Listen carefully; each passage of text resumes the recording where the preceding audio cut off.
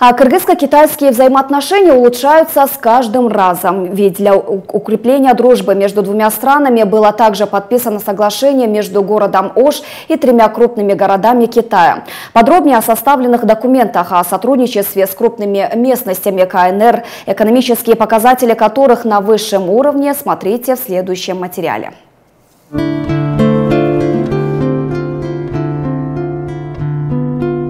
Город Шэньси из провинции Сиань, с которым было подписано соглашение, относится к древним городам Китая. Стоит отметить, что в целом все 3 города, с которыми установлены братские отношения, относятся к древним городам.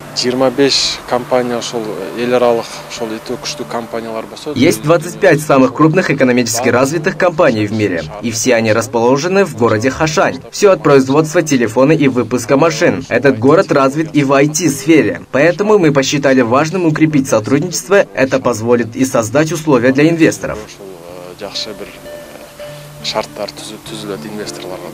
Стоит отметить, что соглашения, подписанные с городами с высокими экономическими показателями, открывают путь к развитию всей страны. Ввиду этого экономика южной столицы начнет интенсивно расти, уверены эксперты.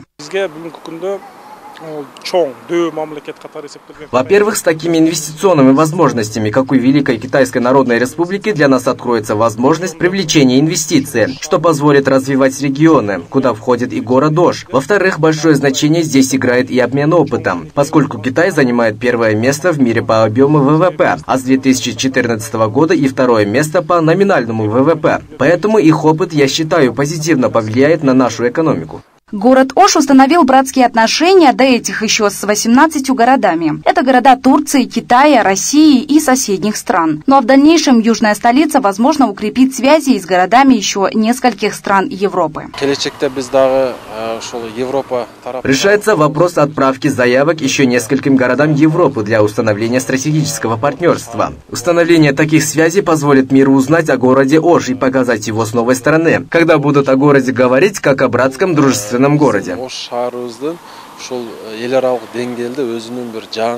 В рамках установления крепких отношений врачи и учителя города Ош для обмена опытом успели посетить и Турцию. Кроме того, группа инвесторов с собственными проектами предлагают свои идеи городу Ош. Айзада Урумбаева, Бакыт Мамацаев, Эрмек Муратбекулу, Мунарбек Арзибекулу, Пирамида, Ошская область.